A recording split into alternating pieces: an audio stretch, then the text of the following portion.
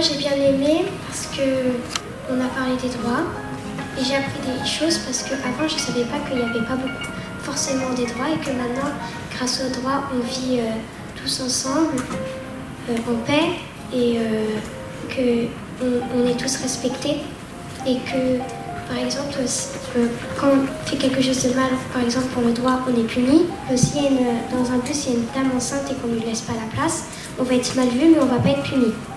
C'est de la morale. Bonjour Jacques Toubon. Bonjour. C'est une faiblesse de notre pays de ne pas enseigner le droit à l'école. C'est ce que vous venez de dire en présentant Éducadroit. Éducadroit pallie-t-il ce manque ?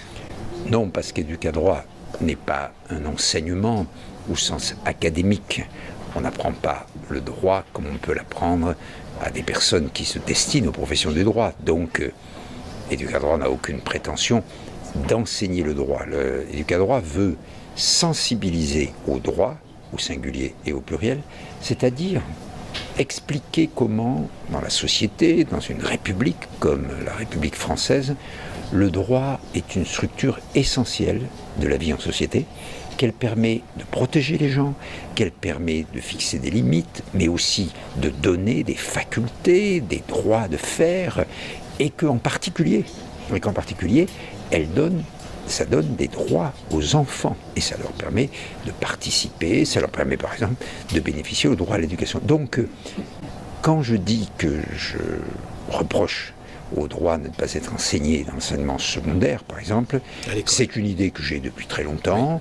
Oui. Je crois que les professeurs de droit devraient enseigner dans le secondaire comme ils enseignent dans le supérieur. Ce n'est pas le cas, mais nous n'avons aucune envie ni aucune compétence pour faire le travail que font les agrégés de droit qui naturellement ont techniquement une compétence bien plus grande. Je pense que Éducadroit, s'il réussissait à faire en sorte que beaucoup d'enfants petits à l'école primaire et puis ensuite dans le secondaire se posent systématiquement la question, quand ils voient quelque chose qui se passe dans leur vie, à l'école ou ailleurs, dans leur famille, qui se posent la question, quelle est la règle, par exemple ? Qu'est-ce qui s'applique dans ce cas-là ? Eh bien, je pense que là, nous aurions réussi. Alors, en gros, Éducadroit, c'est quoi ? Alors, c'est utilisé comment ? Qui va l'utiliser ? Alors, d'abord, c'est un instrument qui est à la disposition des enseignants, des intervenants, par exemple, cliniques du droit, magistrats, associations, et puis, bien entendu, des parents, puisqu'ils se présentent sous forme d'un certain nombre d'outils qui sont sur notre site internet, ou plus exactement sur le site Éducadroit, qui est sur le site internet du Défenseur des droits. Et sur ce site, on trouve donc un centre de ressources. Il y a plus de 220 ou 230 références, des articles, des affiches, des bouquins, etc., qui donnent des informations sur le droit. Et puis, il y a un manuel pédagogique qui peut être en 10 points clés, qui est justement un langage non académique, un langage non technique pour essayer, par exemple, d'expliquer qu'est-ce que c'est le contrat, qu'est-ce que c'est la responsabilité, est-ce qu'il y a des règles internationales ou des règles nationales, comment elles s'appliquent, quel rôle a la justice, c'est par exemple la justice des enfants, qui est une justice spécialisée.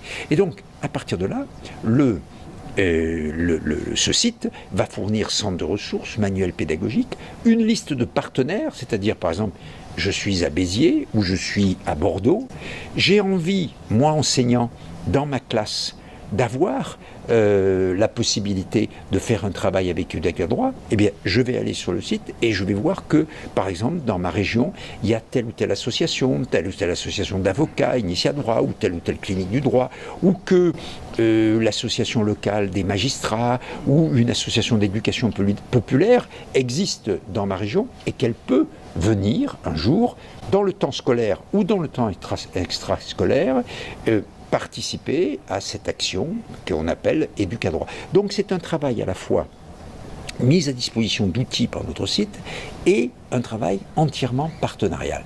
Mais encore une fois, le besoin doit venir de ceux qui sont en charge d'éduquer les enfants.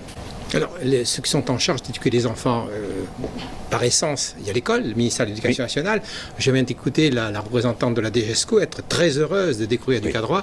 Comment vous allez construire ce type de partenariat avec le ministère de l'Éducation nationale? Bien entendu, le partenaire fondamental, ce sont les établissements et le ministère de l'Éducation nationale.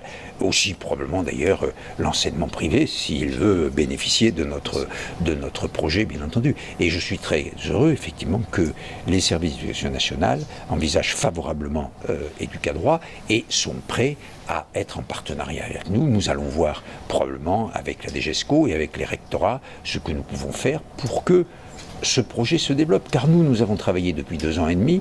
Nous avons aujourd'hui, je crois, si je peux employer ce mot un peu économique, un produit qui est de qualité. Eh bien, ce qu'il faut, c'est le diffuser le plus largement possible. En clair, le défenseur des droits, facilitateur de mise en partenariat de tous ceux qui participent à l'éducation du droit. Mais c'est ce que nous faisons dans beaucoup d'autres domaines. Le défenseur des droits est par définition neutre. Donc, il a la capacité de catalyser ou de fédérer autour de lui des gens très différents, de la société civile comme des pouvoirs publics. C'est ce que nous faisons dans ce domaine de l'éducation au droit, comme nous le faisons dans les autres. Merci beaucoup, Jacques Tougon.